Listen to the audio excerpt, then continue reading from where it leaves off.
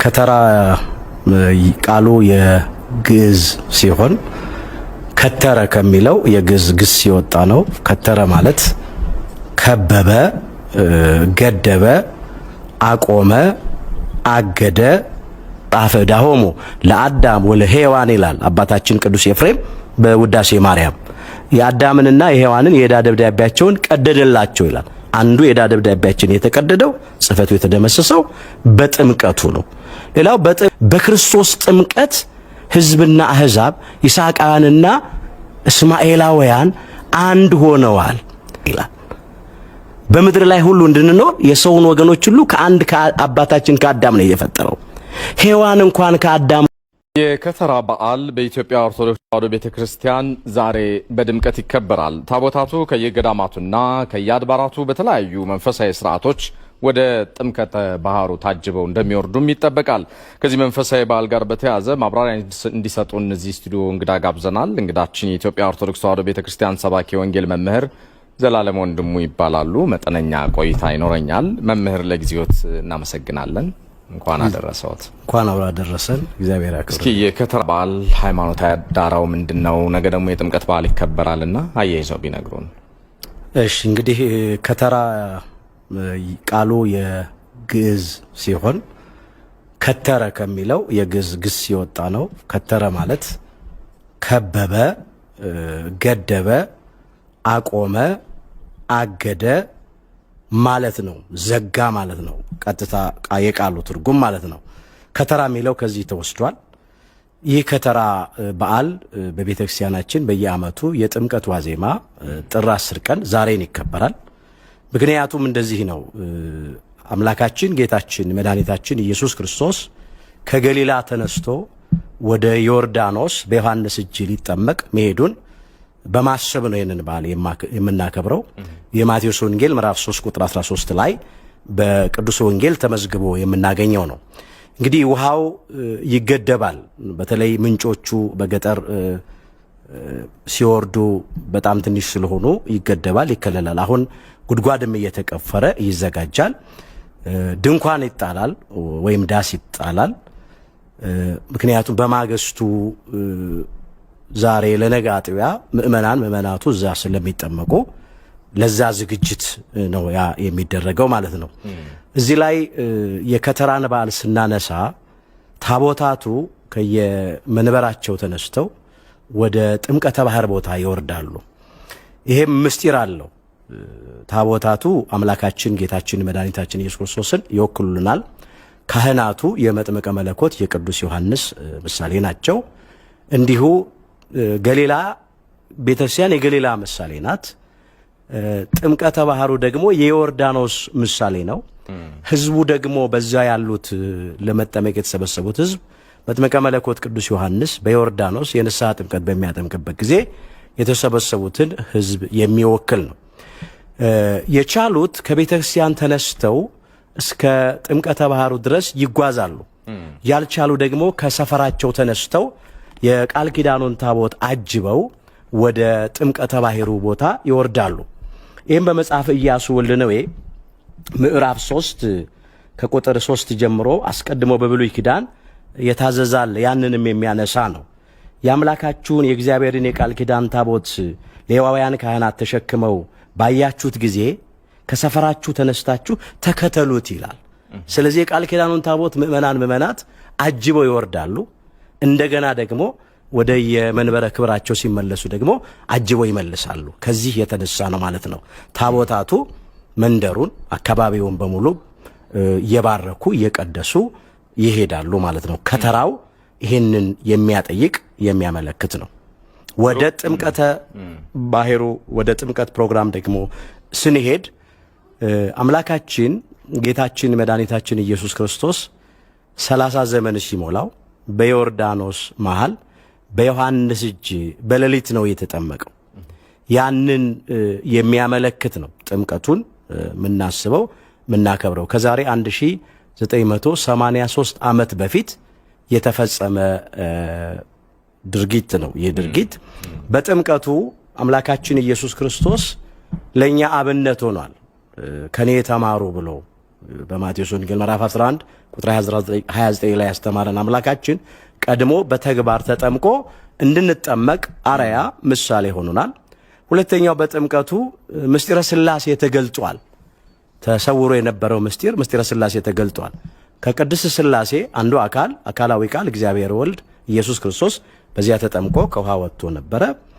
በድምጽ ደግሞ ከቅድስት ሥላሴ አንዱ አካል እግዚአብሔር አብ በእርሱ ደስ የሚለኝ የምወደው የምወልደው ለተዋሂዶ የመረጥኩት በሱ ሁሉ ሆኜ ልመለክበት የወደድኩት ልጄ ይህ ነው ብሎ መስክሯል። ከቅድስት ሥላሴ አንዱ አካል እግዚአብሔር መንፈስ ቅዱስ ደግሞ በርግብ አምሳል ከሰማይ ወርዷል። ምስጢረ ሥላሴ በጥምቀቱ ጊዜ ተገልጧል። ይሄን ለመግለጥ ነው። ሌላው የነበረብንን የዕዳ ደብዳቤያችንን ሊቀድልን ጽሕፈቱንም ሊደመስስልን ተጠምቆልናል። ይሄ የድል በዓላችን ነው። የነጻነታችን በዓል ነው። ወሰጠጠ መጽሐፈ ዳሆሙ ለአዳም ወለሔዋን ይላል አባታችን ቅዱስ ኤፍሬም በውዳሴ ማርያም። የአዳምንና የሔዋንን የዕዳ ደብዳቤያቸውን ቀደደላቸው ይላል። አንዱ የዕዳ ደብዳቤያችን የተቀደደው ጽሕፈቱ የተደመሰሰው በጥምቀቱ ነው። ሌላው በጥምቀቱ ትምቀታችንን ሊባርክልን ሊቀድስልን ስለኛ ተጠመቀልን ማለት ነው። ጥምቀቱ ለእኛ ነው። ይሄንን የሚያመለክት ነው። ግሩም ነው መምህር። ምናልባት ከክብረ በዓሉ ሃይማኖታዊ ዳራ እና ከዚህ ቀደም ሲዘረዝሯቸው ከነበሩ መንፈሳዊ ሐሳቦች እና ዋነኛ ጽንሰ ሐሳቦች ምእመኑ ምንድነው መውረስ ያለበት? ምንድነው መማር ያለበት? ትውልዱን ሊዋጅ የሚችለው ሐሳብስ ከዚህ ከማህበረሰቡ እንደምን ተቀርጾ መጋባት አለበት ይላሉ? እንግዲህ በጥምቀቱ ከምንማራቸው ነገሮች መካከል አንዱ ትህትና ነው። ሰማያዊ ሳለ በምድራዊ እጅ፣ የጌቶች ጌታ ሳለ በባሪያው እጅ በመጥምቀ መለኮት በቅዱስ ዮሐንስ ለመጠመቅ ነው ወደ ዮርዳኖስ የወረደው። ጥምቀትን ስናከብር ስናስብ ትህትናን ማሰብ አለብን። በተሰበረ ልብ በተዋረደ መንፈስ ራሳችን ዝቅ አድርገን መመላለስ አለብን። ከአምላካችን ከኢየሱስ ክርስቶስ የምንማረው ይህንን ነው። እሱ የጌቶች ጌታ ነው፣ የኃያላን ኃያል ነው፣ የአማልክት አምላክ ነው፣ የነገስታት ንጉሥ ነው። ራሱን ግን በትህትና ዝቅ አድርጎ በዮርዳኖስ መሃል በዮሐንስ እጅ ተጠመቀ። ይሄ መጀመሪያው ትህትናን እንማራለን። ሌላው ደግሞ ከዚህ ጋር የምንማረው ፍቅርን እንማራለን። በጥምቀቱ ፍቅርንም መስርቷል። በተለይም የተጠመቀበት ዮርዳኖስ ነው። የዮርዳኖስ ነቁ ምንጩ አንድ ነው። ከላይ ወረዲልና መሃል ላይ በሁለት ይከፈላል። እታች ደግሞ ይሄድና በወደብ አንድ ይሆናል። ዮርዳኖስ ምንጩ አንድ እንደሆነ የሰው ልጅ ምንጩ አዳም ነው። አባታችን አዳም ነው። ወረድ ብሎ ለሁለት እንደሚከፈል አባታችን አብርሃም ጋር ሲደርስ ይስሐቃውያን ሕዝብ ተብለው እስማኤላውያን አሕዛብ ተብለው ተከፍለው ተለያይተው ይኖሩ ነበር። የአንድ አባት ልጆች ናቸው። በእናት ነው የሚለያዩ። ወርዶ ዮርዳኖስ ታች ላይ በወደብ አንድ እንደሚሆን በክርስቶስ ጥምቀት ሕዝብና አሕዛብ ይስሐቃውያንና እስማኤላውያን አንድ ሆነዋል። ስለዚህ ጥምቀትን ስናስብ ፍቅርን መስርቷል፣ አንድነትን መስርቷል፣ የጸብን ግድግዳ አፍርሷል። ቅዱስ ጳውሎስ በኤፌሶን መልእክቱ ምዕራፍ 2 ቁጥር 14 ጀምሮ እንደዚህ ብሎ መዝግቧል። እርሱ ሰላማችን ነውና ይላል፣ ሁለቱን ያዋሃደ ይላል።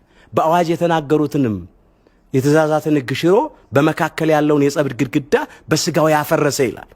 በዚህም አንድን አዲስን ሰው በራሱ ይፈጥር ዘንድ ነው የሚለው። ጥምቀትን ስናከብርና ስናስብ ፍቅርን ገንዘብ ማድረግ አለብን። በጥምቀቱ የጸብ ግድግዳ ፈርሷል። ሕዝብ፣ አሕዛብ፣ ጨዋ፣ ባሪያ፣ ወንድ፣ ሴት፣ ትልቅ፣ ትንሽ ማለት የለም። ቀድሞም ቢሆን በጥንተ ተፈጥሮ የሰው መገኛው አንድ ሰው ነው። ጥቂት ነገር እናንሳይንን ግልጥ ለማድረግ በሐዋርያት ሥራ ምዕራፍ 17 ቁጥር 26 ላይ እንዲህ ተብሎ ተመዝግቧል። በምድር ሁሉ ላይ እንዲኖሩ ይላል የሰውን ወገኖች ሁሉ ከአንድ ፈጠረ ይላል። በምድር ላይ ሁሉ እንድንኖር የሰውን ወገኖች ሁሉ ከአንድ ከአባታችን ከአዳም ነው የፈጠረው። ሔዋን እንኳን ከአዳም ጎን ነው የተገኘችው። ምናልባት የምንናገረው ቋንቋ ሊለያይ ይችል ይሆናል፣ ግን በሰውነት አንድ ነን። የቆዳ ቀለማችን ሊለያይ ይችላል። ለምሳሌ ነጮች አሉ፣ ጥቁሮች አሉ። እንደኛ እንደ ኢትዮጵያውያን ጠይምና ለስላሳ ሕዝብ የአበቦች ህብረ ቀለማት ያለን አለን። ምናልባትም ጾታ ይለያያል። ወንዶች አለን፣ ሴቶች አለን። አመለካከት ይለያይ ይሆናል። የተለያዩ ሃይማኖቶች ይኖራሉ። ነገር ግን ይሄም ቢኖር ሰው በመሆናችን አንድ ነን። የሁላችን ምንጩ አባታችን አዳም ነው፣ የመጀመሪያው አዳም ማለት ነው። ከዚያ ደግሞ በዳግማዊ አዳም፣ በሁለተኛው አዳም በአምላካችን በጌታችን በመድኃኒታችን በኢየሱስ ክርስቶስ ጥምቀት አንድ ሆነናል። በስነ ስቅለቱም አንድ ሆነናል።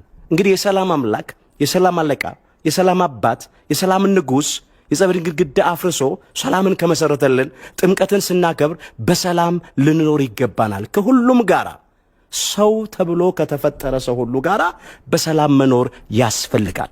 ይሄንን ነው የምንማረው። ዛሬ በተለይ በዓለማችንም በተለይ በሀገራችን በኢትዮጵያም የምናየው ነገር የሰላም እጦት አለ። ፍቅር ጠፍቷል። ጸብ ሆኗል። ክርክር ሆኗል። መለያየት፣ መበላላት፣ መነካከስ ሆኗል። ወገን በወገኑ ላይ እየጨከነ ነው። ወገን ወገኑን እንደ በግና እንደ ዶሮ ሲያርድ አይኖቻችን አይተዋል፣ ጆሮቻችን ሰምተዋል። ስለዚህ ጥምቀትን ስናከብር ፍቅር ሊኖረን ይገባል። ከመለያየት፣ ከመበላላት፣ ከመነካከስ ያተረፍነውና የምናተርፈው ምንም ነገር የለም። ቅዱስ ጳውሎስ በገላትያ መልእክቱ ምዕራፍ 5 ቁጥር 15 ላይ እንዲህ ብሎ ተናግሯል። እርስ በርሳችሁ ብትበላሉና ብትነካከሱ እርስ በርሳችሁ እንዳትጠፋፉ ተጠንቀቁ ነው የሚለው። የመበላላት፣ የመነካከስ፣ የመለያየት መጨረሻው መጠፋፋት ነው። ከመበላላት ከመለያየት መስማማት፣ ከቂም በቀለኝነት ይቅር ባይነትን፣ ከመቃቃር መፈቃቀርን፣ ከመተማማት ቀርቦ መወያየትን ገንዘብ ልናደርግ ይገባናል። ለኛ ያለውም ይጠፋል፣ የኛም ህይወት ይጠፋል። ስለዚህ በዚህ ዙሪያ ዛሬ ጥምቀትን እያከበርን ያለነው ፍቅር ተመስርቷልና በፍቅር ልንኖር ይገባል የሚል መልእክት። ጥሩ ቆይታ፣ ጥሩ መልእክትን ያስተላልፉልን የኢትዮጵያ ኦርቶዶክስ ተዋሕዶ ቤተክርስቲያን ሰባኪ ወንጌል መምህር ዘላለም ወንድሙ እዚህ ስቱዲዮአችን ተገኝተው በዓሉም ማህበረሰቡም የእምነቱ ተከታዮችም ምን ማድረግ እንዳለባቸው በዚህ ወቅት መልእክት ስላስተላልፉልን አብዝቼ ነው የማመሰግነው። መልካም በዓል፣ መልካም ቀን። አሜን። ለሁላችንም እግዚአብሔር ያክብርልኝ።